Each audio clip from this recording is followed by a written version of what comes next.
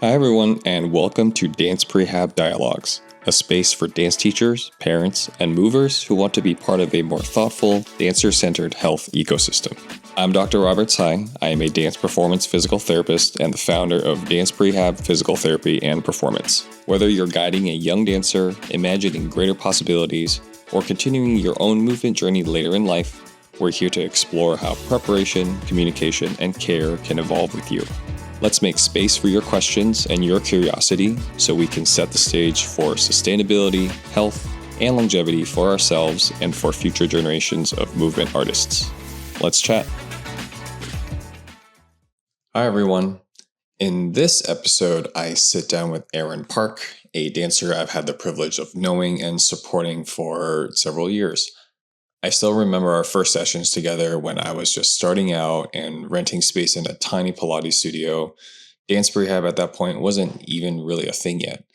So it's been incredible to watch her grow from those early training days to now stepping into the professional world. What stands out the most is not just her artistry, but the way that she's learned and continues to learn how to find harmony in health, ambition, and longevity in her own artistic journey. Erin opens up about what it feels like to live in that space in between pre-professional and professional life and the lessons she's carrying with her from her varied training experiences from Orange County to Canada and beyond. For me, this episode is a reminder of why long-term connection matters. Supporting dancers isn't only about the injuries or getting through tough training. It's really about walking with them as people, and I'm very fortunate to have been a part of Erin's village. Let's dive on in. I haven't really made these conversations necessarily like health specific, although that is like the context. I think what is important as I'm kind of learning with how like health and wellness and performance is palpable, it seems to resonate when we start talking about it in reference to like, look, health and wellness is really like who you are and how you carry yourself through the world. Yeah. Most of the time within various contexts, right? You know, we can talk about like exercise or like mobility or like strength or blah, blah, blah. But ultimately it's just, well, this is just how I want to respect my craft and my tool. And that's how I'm moving through. So how has being able to care for your facility allows you to express what you need to do for yourself, but also be able to do what people ask of you. And especially for you going into a place where it's like, you know, work. Yeah. Right? 80 shows a year. Yes. Yeah. 52 weeks. My friends were like, are you even going to be like at home ever? Because if you're doing that many shows a year, it's like crazy. But yeah. Intros. Okay. This never gets easier. Welcome everybody to Rob's podcast. Wow. Hi, everyone. This is Dr. Rob from DANCEPREHAB. And on this edition of DANCEPREHAB Dialogues, I am very honored. I'm always honored. But I think I'm very lucky and I'm very privileged to be in your presence, to have continued to be in your presence, Miss Erin Park, over these, last 8 years. A good while. Yeah, almost 8. Literally 8, yeah. Maybe years? A little more. Crazy. I'd want to say like 9, closer to 10, yeah. Well, and then even longer for Crystal too. Yeah. So this is special to me because, you and your family came into the picture when this whole like DANCEPREHAB thought was just that. It was just a thought. The opportunity to work with you when, you were like 11 and 12. And I think too, with just, your focus and knowing what it was even at that age and to see where you are now, it's like, I still see the 11 to 12-year-old Erin, in there like working hard, right? And then for Crystal, she's probably like, I see 5-year-old Erin. Yeah. Jeez. Like so little. Yeah. She still has videos. Oh my, right? Her pictures at the too. top, I saw top them of the V. Oh my goodness. Tondus. In ballet class, yeah. In ballet class. Shout out to Cutting Edge. Shout out to Cutting Edge. Once again, selfishly for me, I have grown as well. And then you and your family have absolutely been part of that journey. And so to see you kind of continue to spread your wings in so many different areas, in dance, but also beyond dance, right? It's a privilege to witness. So thank you for allowing me and also Crystal to continue to be a part of your life. Oh, well, the honor is mine, Yes. always. I always tell you guys, like, you guys are my dance parents for sure. So one of your mom always says it takes a village, right? Yeah. So we're very happy to be a part of that village. Thank you. I'm happy to have you. Yes. This will go back and forth forever. Yes. So tell me, where are you at right now? Where has life been before this? And then where are you headed off to? Yeah. Okay. Well, I guess we'll do a brief summary. Like, for context, I met Crystal at Cutting Edge, different studio. We love them. But then not too long ago, starting when I was 11, I was here in these studios. In this space. From 11 years old to 16, 17-ish.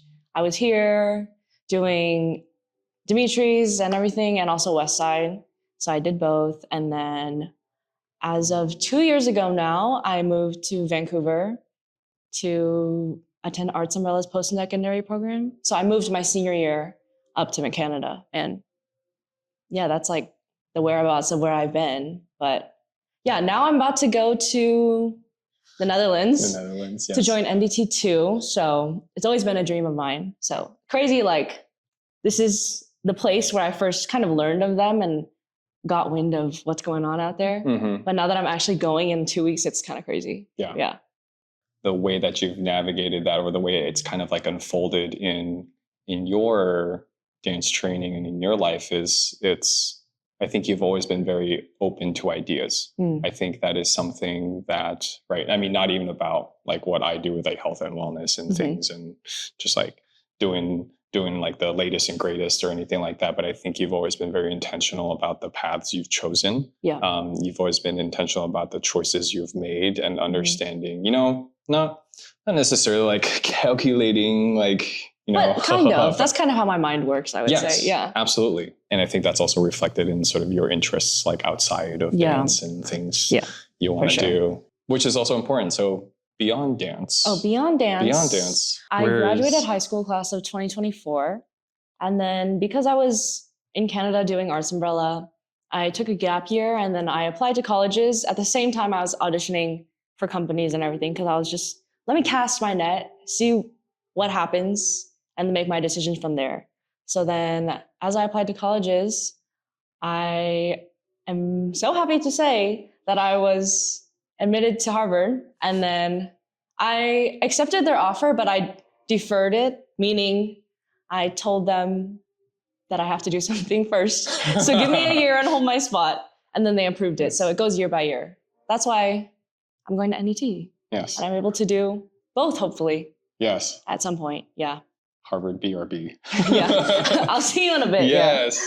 Yeah. I think one of the things that has always like stood out from how you've approached not just like dance, but your approach to everything is that you understand that it's just a reflection of who you are as a person, right? I think you have always understood and over time figured out, but also continue to figure out, like, this is my identity as a dancer, yes, but I am also able to invest and explore and navigate, other interests. And so it's really interesting, because I think sometimes, you know, we think about like, oh, dance is my life, and like, this is what I need to do, and that's like my everything. Which I've definitely thought about that and kind of struggled with it more recently, having lived alone too. It's like, dance is your life every day. I'm there like 9 to 7-ish. And it's like, wow, I really feel like I need to be a person outside of dance. But then I kind of struggled, because I am like this logical person. The person outside of dance that I am, I had to think about like, okay, how do I still remain this person and bring it into the studio? Because dance is, it's an art form. It's a world where like creativity is celebrated, and we talk a lot about like philosophical ideas, and we converse about things in a more like heady theoretical way. But that's something that takes me a lot more work to kind of understand, because my mind is very just like, this is what it is. It's like, this is the facts. So I think I'm still going through like the journey and the process of how do I take who I am as a person, as a human outside of dance and everything, and be able to bring it into the studio and still cultivate and nurture it, and not feel like I have to hide it or become someone else. But yeah. Yeah. And I think for your generation of mover, it's this idea of how do I integrate everything? Not that you have to integrate about like everything into like what you do, but there is an aspect of, it's not just about choosing, say, a career path that makes sense for me and then siloing yourself into that, but it's being able to be open to all the things that support all of those sides of you. And traditionally it's always like, leave your things, leave your emotions at the door, or like leave your troubles outside of the creative space. But that's like virtually impossible. It's like, that's not possible. So it's hard. Yeah. Yeah. And I think that is just something that is very evident in a lot of the, in yourself and also a lot of your peers, being able to manage what that means to you. Yeah. Right. No matter which career path you kind of go down. You've moved different places and things like that. And you've had the chance to be in like a lot of different places. And how did you kind of find the things that you knew were consistent to you, that you knew that you could not necessarily fall back on, but it's like you go to a new place, new people, new environment. There's obviously different pressures in terms of performance and making your presence known in new communities. How do you find for yourself? How do you find and how do you continue to find what is consistent for you? Consistency for me began during my later years here, actually, in my kind of frustrations, actually, because I was really frustrated with like, I felt like I couldn't do this type of move, or like I wasn't this enough or that enough. And in those frustrations, I was able to, through you and like Alicia also, and like working with other people. Alicia Head. Yeah, Alicia Head. Like I came to understand my body in a better way, to understand both its flaws and its like benefits. Not that there are flaws, but like my weaknesses and my strengths, And I think knowing for yourself that you know yourself the best, if that makes sense. Yeah. That nobody else is inside you. No matter what they tell you to do, you need to take that information in for yourself and translate it into your own body, because they can't do that for you. Once I left here, then we encounter like a whole new set of teachers and staff, and then we have a different physio team, which we also love. Shout out Tony. Yes. But it's when you interact with these people, then it's really useful to know for yourself, like, okay, personally, like my spine doesn't have a lot of mobility. I have some nerve issues in it. And it's like, some things are painful, and knowing for yourself where your limits are. Maybe I need to like take this time today because I did a lot of back things, leaning backwards, that I need to relax it and rest it. And I think just being able to analyze and decide for yourself what is best, and knowing that you know best for yourself. Yeah. I think that's where my consistency comes in, like being sure of my own body. I love that. Yeah. And I think that's always a journey to get there. There's always trial and error. I know sometimes we feel like, I need to be this strong until I can do this. And I need to do this until I can do this. But I think, like you said, you kind of know yourself best. And so where do you push? Where do you pull? Where do you push and feel comfortable pushing? And then where do you push where you know you don't feel comfortable pushing? But you know that you still have to push. And I think that is, across your dance learning and dance training experience, I think at the level that you have been training at, I feel like you constantly have to kind of honor, right, your sensations, but then also understand the realities of what's being asked of you. And we could talk this about in the context of, I don't want to make it just like outright about like injury or like outright about performance, but that is a feeling, right? How did you arrive, or how have you arrived, and how do you continue to navigate those sensations and feelings of like, this is where I can push, I can go. This is where I don't push, I pull back. What people would think immediately when you ask that kind of question is like, it's like a mental thing, right? It's like all mental. But as much as I think like, yes, it's mental, your body is telling you things. You just have to listen, I think. It's not so much of you, analyzing, but it's not picking it apart and be like, this pain is like a little too much, it's your body will tell you, in my opinion, I think. At least that's what happens for me, is like your body tells you. And then if you're listening and your mind is open to what's happening inside you, then you would get the message. And it's like, then you know, okay, I can keep pushing. Or like, okay, it hurts. I need to keep pushing because this is what is asked of me. But let me approach it like this and maybe try to use this muscle instead because I know this one's hurting. You know, like you can work around pains, in my opinion, I think. Yeah. Yeah. But yeah, I think just listening to your body is important to me. Yes. Was there ever a moment that you felt like you had to, like your body was saying, your body was like, pay attention to me, but you had a job to do. Yeah. And what was pretty recently. Yeah. What did that, and once again, just real questions, right? Or the realities of working now that you're shifting into more professional work. The expectation is probably a little different than when you were a student, or just, here for like a summer intensive or just like guesting, what was that like? You said there was something recent. Yeah. This past October, I want to say, I sprained my ankle, but it wasn't dance related, which is, well, it was dance related, but then I made it worse through not dance related things. And then come early December, we had our like Nutcracker performances up in Vancouver. All of our class did the Grand Pas de Deux, that classic Nutcracker. I had to do it, go on stage, like in my point shoes on my left foot, which is the one that is on point most of the time. And my ankle was still like in so much pain. At that point, I really dedicated my brain space into finding when I can take rests throughout the day and also in the performance. Like during the performance, I think, okay, this movement, I can like relieve some weight off of it. And I need to like make sure that I'm not overexerting it. And then throughout the day, I'd be like, okay, I have 15 minutes here. Then I'm going to use these 15 minutes to like roll out my calf and then apply my ice here and then use my little tool that I got during this time too. So I think when times come, then you do have to push, then it's all about managing your recovery alongside of it and not just being like, okay, I have to push, like, oh, well, like there are things you can do about it still. Yeah. Yeah, every little bit counts. Yeah, for sure. And I think that's also a big lesson that we are continuing to learn.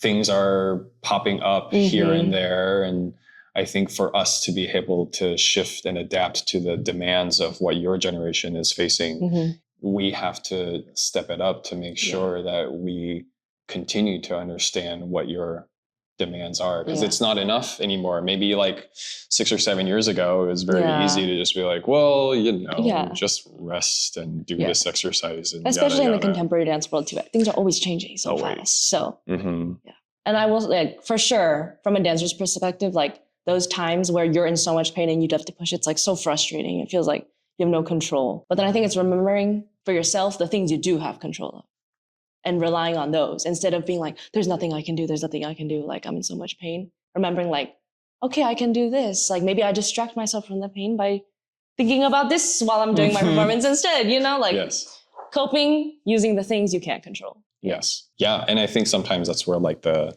perfectionism kind of comes into, because we think to ourselves, well, I can't, like, I'm not going to be fine. So, oh well. Yeah. But I think it's a reminder to, give ourselves grace, give yourself grace that, you do have these little things that you can do and every little bit counts, right? Yeah. It all adds up at the end. And I think you had a really unique, special experience to be at a place and to be in a country that perhaps, care is a little bit,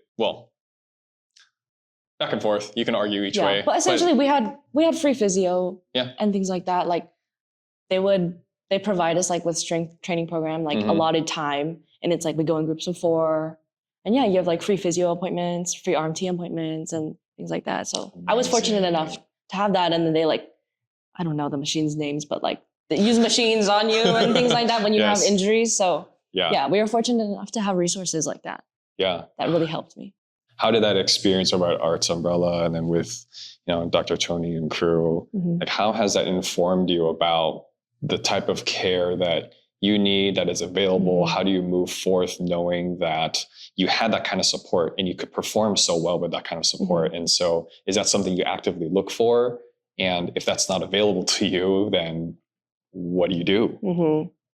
I think I knew that my time there and those kinds of resources were such a privilege and they're not going to be everywhere. So I needed to like soak up everything I could and understand how my body is responding to these exercises, these machines. And yeah, just like store that in my own brain so that I can take it with me wherever I go. I think that's what I plan on doing and what I try to do there, because yeah, things like that, privileges like that are not like forever. Yeah. And they're not guaranteed everywhere for sure. So I think taking advantage of the fact that they're right in front of you and they're like gifted to you with a little bow, and yeah, using it to build your strength then also as a dancer so that you're prepared for whatever comes your way. And I think being at Arts Umbrella too, we were exposed to a little bit the kind of like work that we'll do when I go out to Europe in terms of like the challengingness of the repertoire. So yeah, I think I was able to find a good balance and see how the conversation happens between your strength training, your rehab, your prehab, and the work that you do. And at some point, it just all becomes one thing. Yeah. Right. I know you had mentioned, right, rehab, strength training, prehab, et cetera, et cetera, et cetera. But at some point, all of this just becomes integrated into who you are as like an artist, right? Yeah. Or your ability to acknowledge your facilities and know what your strengths and weaknesses are, and then be able to fill the gaps in the way that you know how. Yeah. Right. And that I'm sure will change over time. And as contexts change, what's available to you is going to be different. But I think, going back to that whole idea of what stays consistent with you, it's like you have a standard. You have a standard to which your body operates at its best. Yeah. And therefore your mind operates at its best. And I think, I hope that you can always find that. Yeah. One. Yeah. And then two, that you continue to keep that mindset as far as what you deserve. Yeah. And I think in using those resources too, like this standard that I had before when I was here, like I was able to, now that I look back, I realize it, like I was able to raise the standard, and like the standard adjusts. Like when I get injured, maybe my standard went down. But then it goes back and forth. My standard, like it changes. Yeah. But I think it's realizing in each moment what it is. Yeah. Like realizing that it does change and it's not always going to be the same. Yeah. Right?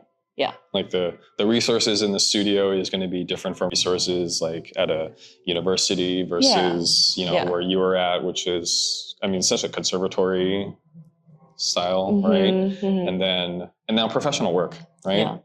Funding is different. So different resources are different, but yeah, I think you have a pretty good idea of like kind of where you're at and how and what things you need to listen to in order to perform your best at this moment.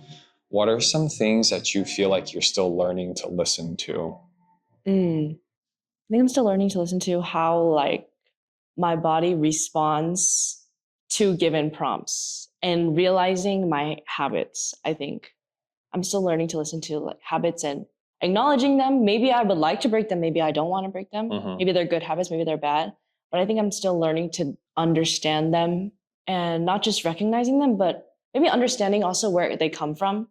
If it's something I control or if it's something I can't, kind of digging deeper into tendencies that I do have. Yeah, maybe how they inform my own bodily health outside of like dance performance. Yeah. Yeah, sometimes it's almost like being able to take yourself out of dance. And so listening to your body in like a different way. Or, if we were to use movement as an example, it'd be like, oh, I feel this way when I dance. And so I need to take care of myself. And then now it's like, oh, I feel this way when What other activities are you up to? That's the issue. No, I started golfing this summer though. I saw. Yeah. Yes, amazing. I golfed with my grandpa, but like I only been a few times. So. Yeah. But still. Like picking something else up, I guess. Yeah. I think I realized then too, when I started doing golf, is like, wow, I have so many like habits built up in me. Like I do my swing and I'm like, this coordination is so like unfamiliar and I want to do it a certain way because my body is like, this is what I always do. Yeah. I was like recognizing those and being like, this is not what's asked of me right now. Similar to as if a choreographer came in and I had these habits, like in golf. The choreographer is not asking this of me. So I can't do it like that. Yeah. Otherwise the ball's not going to go anywhere. Yeah. At what point are you looking at golf as like choreography? It's just repetitive choreography. It kind of is. Yeah. It's like refinement of like, it's like refining your pirouette, but like refining your swing. Kind of. Yeah. Except all you have to do is a pirouette. Yeah. So imagine, right? Imagine spending your entire life just perfecting a pirouette. Yeah. Right?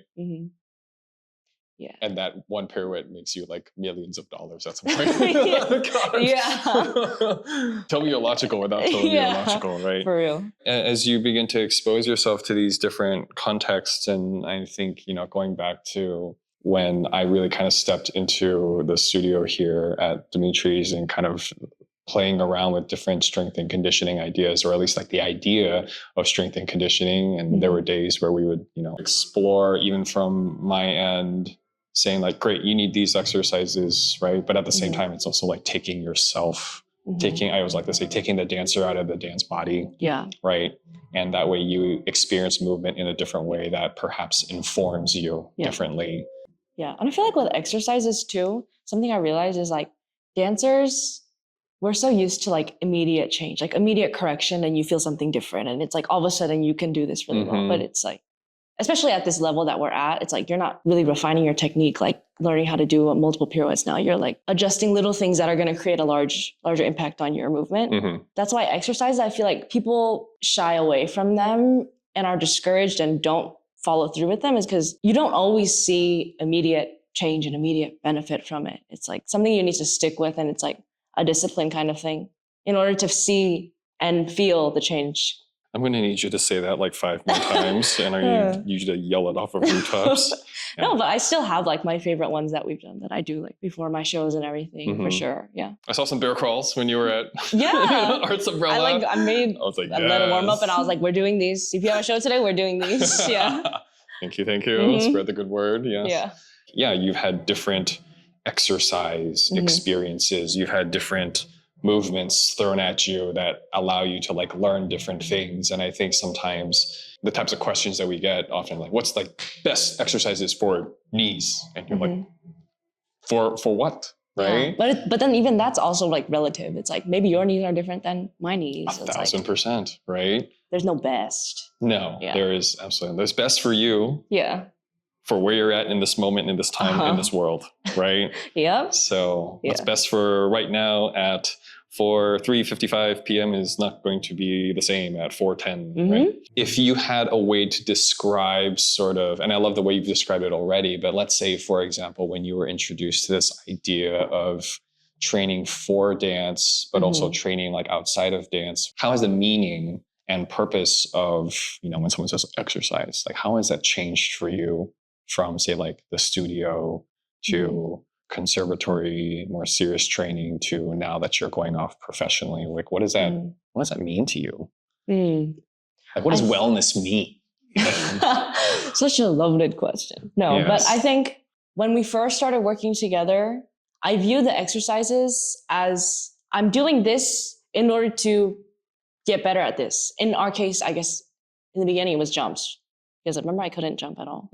I just didn't understand the coordination of jumping. My body just couldn't do it. So then at that time, my little brain was like, I'm doing these exercises because I want to get better at this. So this is why I'm doing it. And it was very clear. But I think now we come to an age where it feels like you can do everything. And it's like, oh, well, I don't really need to do it. The exercises, I find now I do them as a way to hone in my awareness of my body, to use them as simple movements so that I can feel easily and understand easily what's happening in my body as I'm doing them. Because it's hard when complex things are happening. You can't really hone in on things like that. It's like so many things are going on. You got to think about so many things. But I feel like when you do these exercises, it's kind of tunnel visioning into your body awareness and your ability to control different parts, different muscles, if that makes sense. Yeah. Yeah. So I think that's kind of how my perception of exercises have changed. Yeah. Yeah.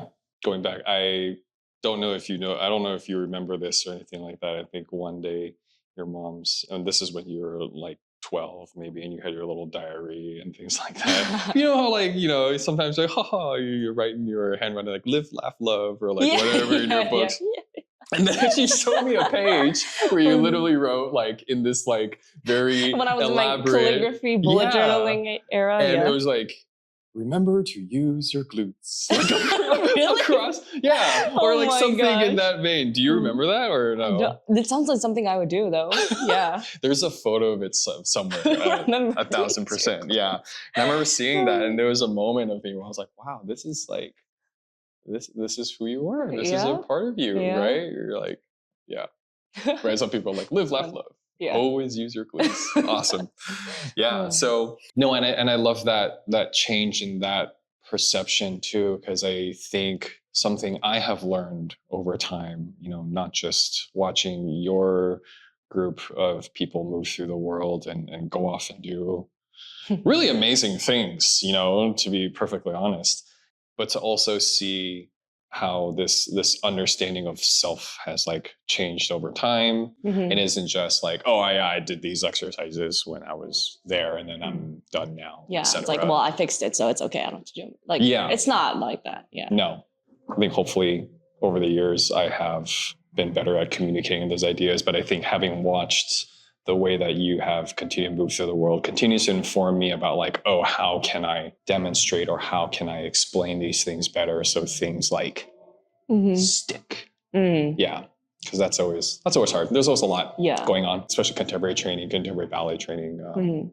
It's changing all the time. Yeah. And whether it's new choreographers or new programs, especially now here in Orange County, there's tons of programs everywhere, right? Everyone's like, I feel like I come back every like the past 2 years. I'm like, oh, there's like 5 more new ones now. I'm like, yeah. Yeah. For myself, having taught in Orange County on and off for the last 15, 16 years, and there are people that have been here longer and we see those changes. And so for us, having to talk about strength and conditioning and talk about all that stuff. And especially after COVID, like wellness, this whole idea of wellness just like blew up, right? Yeah. I'm very fortunate because I also feel like I was part of that, that allowed Dance Prehab to like flourish at the time. Yeah.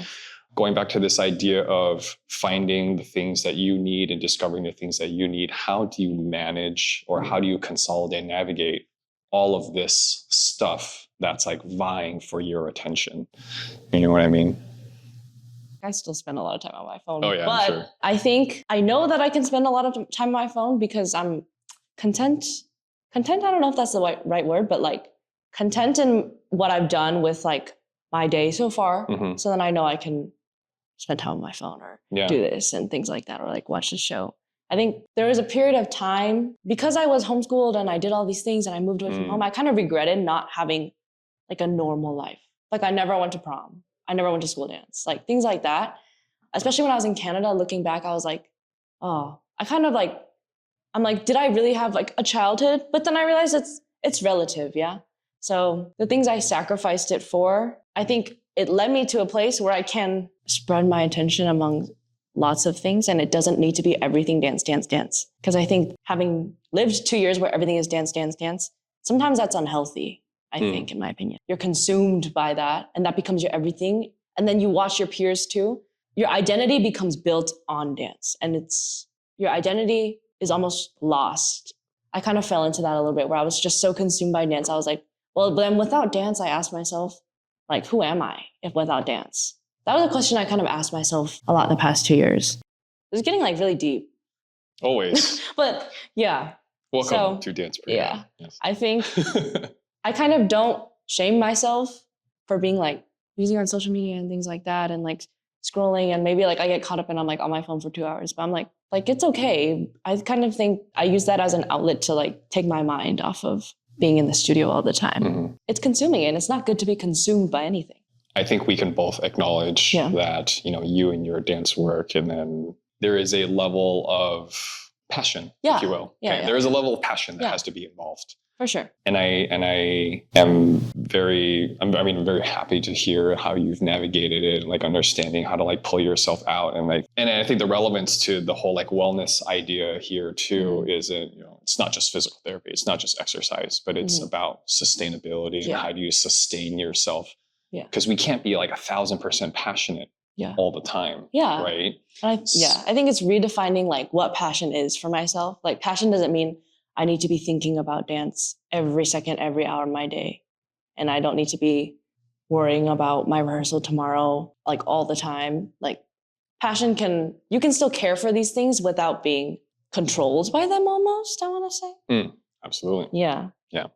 And I think that's when I started there was a period of time too, when I started to like question if like, do I really love dance anymore? Like, is this what I want to do for my future? Yeah, I think I realized that like my definition of passion is not going to be the same. Like the person next to me and the person also on this side of me. Like, we're all going to work differently. Therefore, our needs and requirements in our relationship with dance are going to be different. Right. Yeah. In order to be at the level you're at and to go to be, you're going to NET too. Holy moly. To be able to operate at the level you're at, there has to be a maybe like a healthy level of, I don't say like obsession, but maybe a little bit. Yeah. But I think also knowing that you can operate at this level, like on one end of the spectrum, but also give yourself the grace and permission to operate at the other end, which is like vegging out and like hanging on your phone. Yeah. Totally fine. What does that gauge feel like? No, for sure. There is a good, otherwise you won't make it through the day. I feel like if you're not mildly obsessed with dance, you're going to make it through the day. Yeah. Physical therapy and exercise and like strength and conditioning, et cetera, it can be like a really dry topic.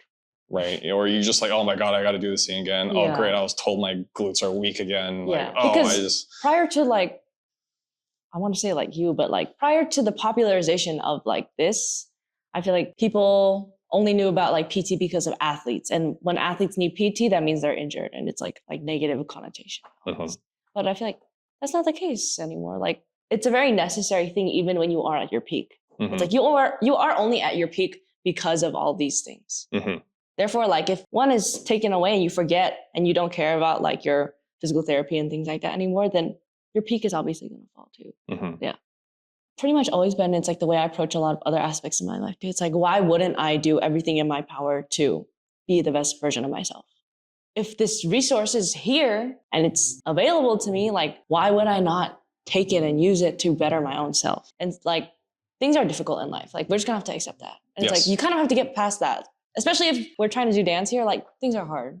Like we kind of have to get past dance that. Is hard. Dance is hard. Like that's just how it is. Yeah. So in this difficulty that you're already in, why not use all these resources that you have and combine them and let yourself excel, I guess. Yeah. Be the best version of yourself. Yeah, for sure. Yeah. Yeah. I've had an interesting conversation recently about this idea of effort with Spencer Bieber. Oh yeah. And it was about this idea of effort and how a lot of times we feel like, oh, if I'm good at something, it should feel easy, right? Yeah. If I'm so good at this, it should feel effortless. I shouldn't feel tired. I should wake up every day at 6:30 a.m. ready to go and woo, right? Yeah. In my conversation with Spencer, we're talking about this idea of like effortful movement too. Like if I were to bring it down to like movement, athletic movement qualities, like this idea of power, this idea of effort, right? And when is something hard for you and you're like, that's not because I'm bad. It's hard for me and not because of like, you're not perceiving something as hard due to some kind of like deficit you have. Yeah. In that sense, I would perceive something as hard, like say I'm in a different class working with new choreographers and something is hard. It just means it's something I haven't discovered yet. Like in this world that is contemporary dance, there's no way you know everything. Like no individual know everything and be able to do everything. So something that's hard just means like you haven't done it enough yet. Therefore, you have to keep doing it. So then it's like, maybe it becomes never not hard, but it becomes familiar to yourself. And maybe the effort becomes familiar. And then your mind thinks it's not hard, but it's still hard. That's how I think about effort, kind of. It's like, it's just something like you haven't done yet. Also, something we said a lot at Arts Umbrella was like, you don't know what you don't know. So I think that kind of falls into it too. It's like, things are hard because you don't know them. And how do you know that you don't know them? Like you don't. Until you approach them and you realize, oh, this is a little difficult. That doesn't mean like, oh, I'm weak. Like, oh, I can't do it. And it's like, no, that means like you're just been exposed to so many more things that will make you stronger. Yes. Yeah. Over at Arts Umbrella, I know they have a relatively robust like support system, both in terms of like PT, strength and conditioning. And I think that's, something that isn't as, it's available here. I think we here in the US are still trying to figure out how that can exist on like an infrastructure level too. It's something I'm continually learning about as well.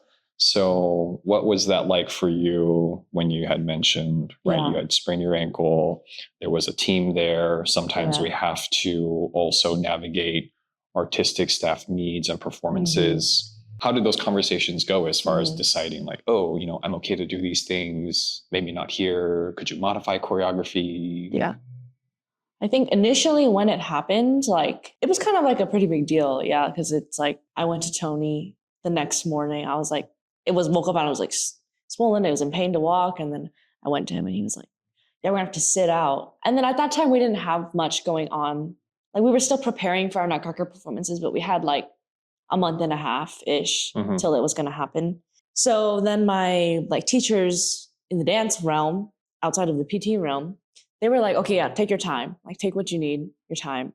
So then I spent my time like doing rehab exercises, and then we used like some like shockwave machines, and then we were doing things like that. And then just like getting my range of motion back, because that was probably the worst part. Like I could easily do contemporary and it would be fine. It's just when we have to do ballet and like on the point she went all the way over, extending the ankle all the way out like that hurt. And then I think towards the end when the performances were happening and the weeks leading, like the week before that is when there was like a good amount of not conflict, but me needing to voice my own needs that needed to happen. Because yeah, time was ticking at that point and I needed to be in the performance, but I also had this going on. And then there was just frustration inside of myself, obviously. Yeah, I think I was able to vocalize to my teachers and things like that like this pain gets worse the more I do things.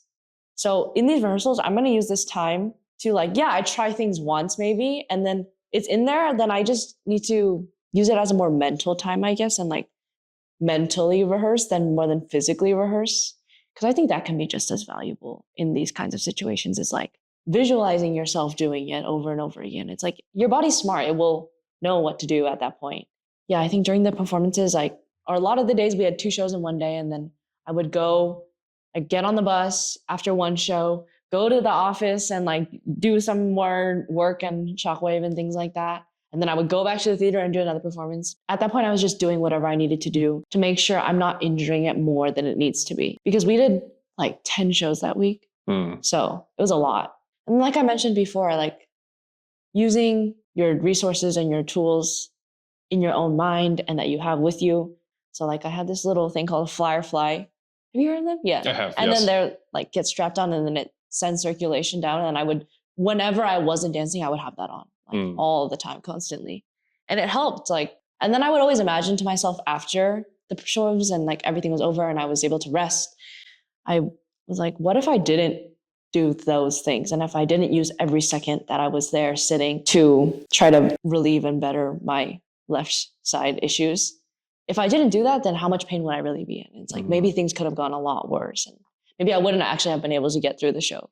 Essentially, to sum it up, I rested. I used time to like rehab, slowly get there. And then when it came time that I actually had to do things and it's like I was in pain, I used what I had learned before in the weeks leading up to the performance during that time. And it was like, okay, this is like, we're getting ready for war now. Yeah. But yeah.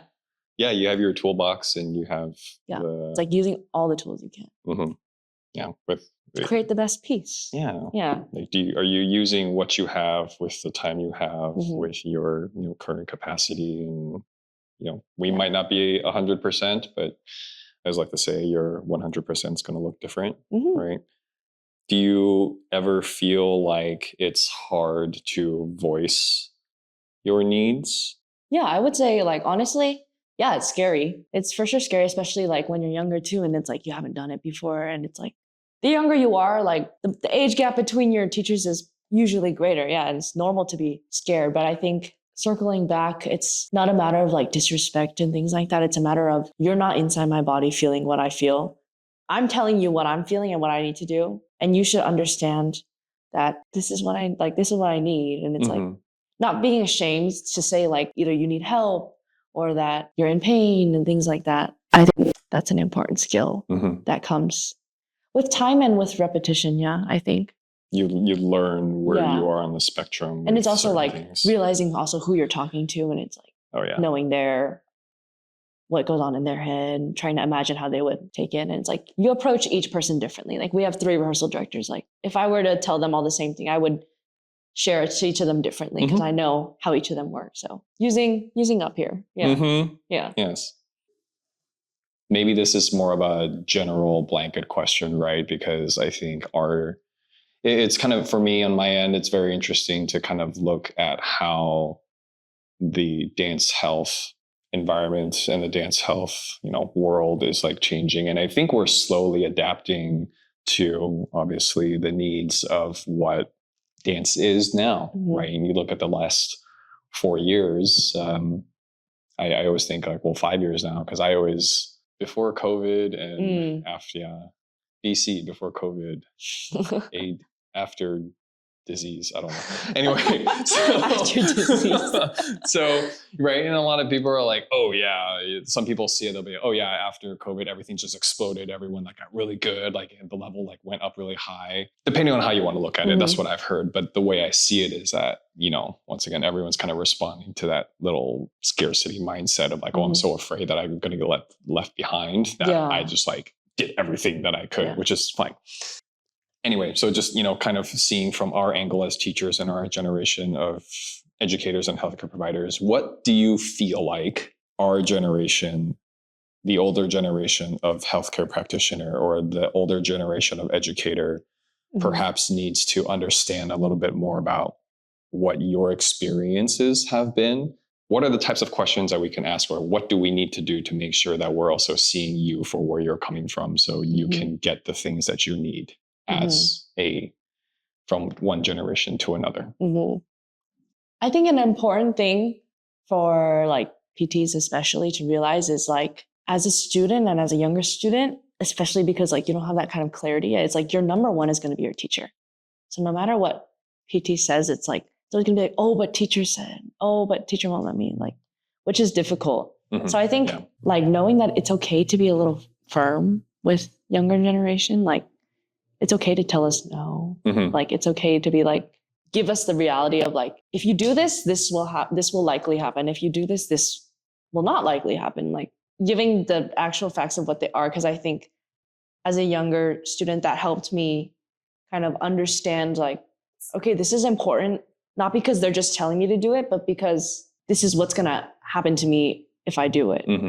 The idea of like consequence or like A equals B and B equals C. And I think it's easy. Like imagining if I was like a PT, when you tell your student to do something, it's kind of like discouraging that like, oh, maybe they're not doing their exercises or it seems like they don't care. But I would say a lot of the time it's like the fact that young students, their number one is their teachers. Their teacher is like saying, don't do it. They're not going to do it. The teacher is like all of a sudden talking like smack on like weightlifting, then they're going to feel like ashamed and not want to do it.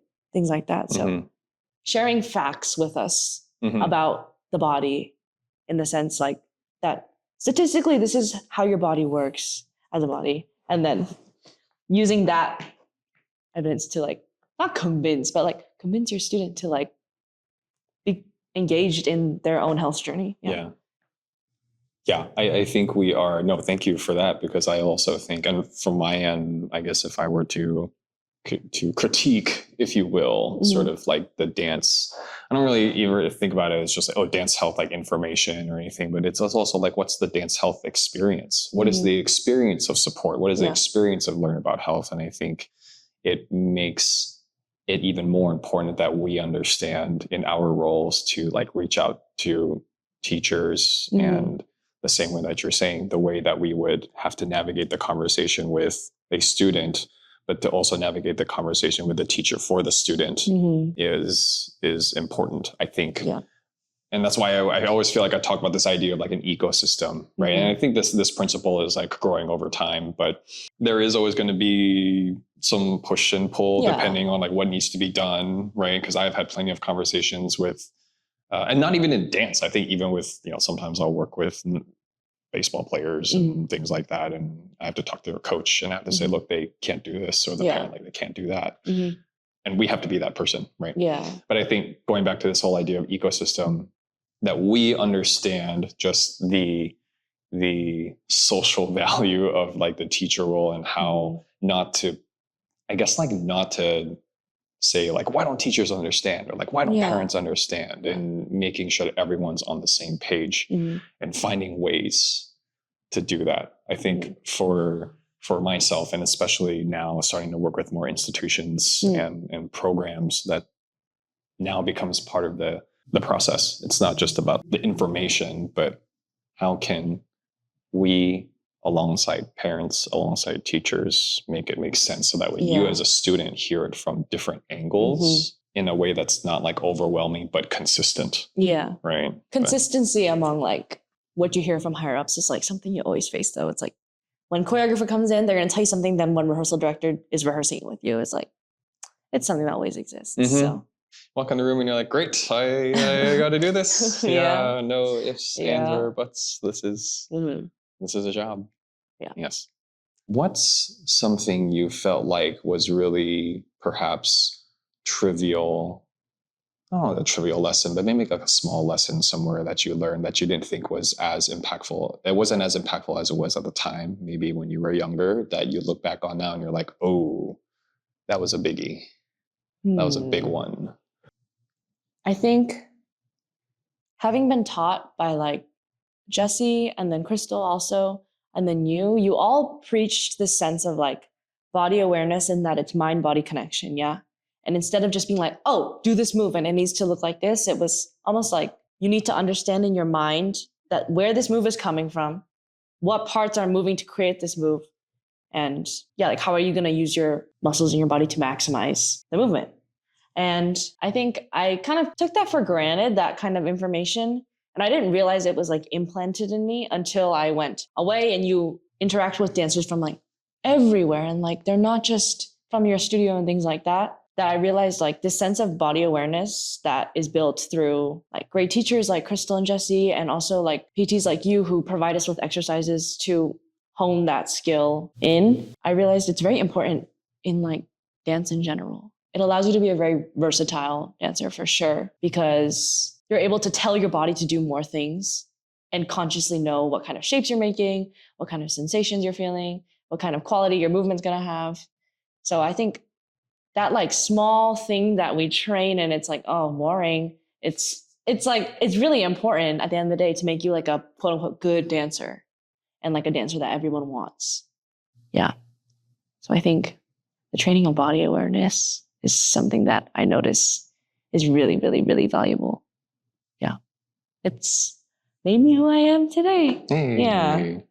No, and I am, once again, I know you and your family have very much been a part of this journey of selfishly what I do. And it's taught me a lot. Right. And I think our experiences have also helped to inform me about how to approach everybody else that's kind of coming up behind you. Yeah. So yeah, I'm very grateful for your presence in this life. I'm very grateful for your family's presence in my family's life. And who knows, maybe one day Reese will be in your class. Oh, and you'll be like, you'll be doing the bear crawls. You know who I got that from? Your dad. Yeah. Let's go. Yeah. Oh. No. Thank you. No, thank you. Thank you. Thank you for everything that you've done for me too. Yes. I'll do this anytime. Great. Always happy to. Maybe we'll do this in like 4 years, know? Let's see what I'll be say like, then. Hey, remember you said that? How do you feel about that now? I'll be like, oh, that completely changed. And which is totally fine. Yeah. Right? I think, yeah. Man, I'm sure there's plenty of things I would have said a couple of years ago that now I'm like, Yeah, I mean, to be perfectly honest, there are probably some things that like we were doing that sure was beneficial for you at the time, but now I'm like, could have done that better. But I think it's also... Well, it's like at the time. Yeah. That's what was necessary. Yes. Yeah. Absolutely. Okay. Thank you. Thank you. Thank you. Yes. Thank you for being here with us on Dance Prehab Dialogues. Whether you're guiding the next generation or continuing your own path as a mover, you're part of a bigger shift towards care that lasts and teaching that evolves with the dancer. These conversations definitely don't end here. They grow through the questions we ask, the curiosity we hold, and the small changes we make in the studio, on stage, and beyond. So here's to showing up, and we'll be right there with you. See you at the next one.